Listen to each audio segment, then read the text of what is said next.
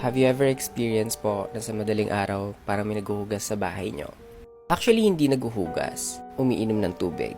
Story time. Super quick kwento lang naman ito kasi super saglit lang naman na encounter to.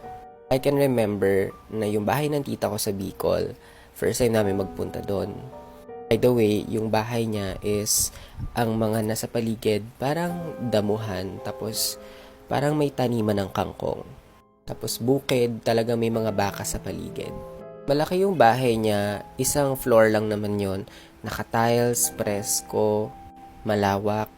Tapos in-invite niya kami na doon na matulog isang beses. Noong mga time na to, hindi ko alam na nakakakita na pala ako. Nung tinanong niya lang, tsaka ko lang na-remember tong experience na to. Going back, tulog kami sa may sala, kaming 5 magkakapatid or 4 yata kami nun. 3 kami. Yung ako, pangalawa, tsaka yung pangatlo kong kapatid. Kasi yung pang-4, tsaka yung bunso, hindi pinayagan ni mami kasi masyado pa silang bata noon. Natulog kami sa may sala and yung style ng bahay is pag natulog ka sa sala or pag nakahiga ka sa floor, tanaw na tanaw mo yung kusina. Tapos walang ibang bukas na ilaw nung gabing yon, kundi yung ilaw lang sa may dirty kitchen, which is parang nasa labas na ng kusina. So, pumapasok lang from bentana yung ilaw. Di yun na, natulog na kami. And, madaling araw, nagising ako kasi parang may naririnig akong parang tunog ng baso. Yung tunog ng baso pag nilalapag mo sa ibabaw ng mesa. Yung mesa kasi ng tita ko noon, yung patungan is parang glass. So, pag naglalapag ka ng plato, ng baso, or ng kung ano man, may tunog. Then, yon, nagising ako, may nakatayo sa may mesa. Nakatalikod siya.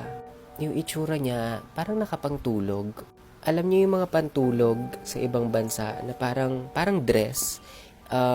Hindi ko alam tawag dun eh.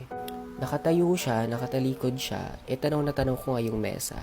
Sabi ko, sino yung umiinom ng tubig? Parang umiinom ng tubig. Nakita ko yung motion niya, parang gumaganon pa siya. Tapos, nung time na yun, ang nasa bahay lang is kaming 3 magkakapatid, tsaka yung tita ko. My tita is a lesbian, short hair siya, and hindi siya nagde-dress. Natulog siya sa kwarto and kaming 3 magkakapatid sa sala.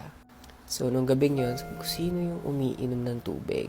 Hindi ko maalala kung kinuwento ko to sa mga kapatid ko.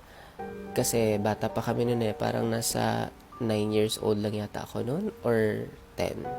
Binanggit ko rin kay tita yon, and ang pagkakatanda ko, ang reaction niya was parang tumawa lang siya. And feeling ko may ganun nga sa bahay niya and alam niya. Yun, very quick horror story lang. By the way, may upload ako tonight, abangan nyo.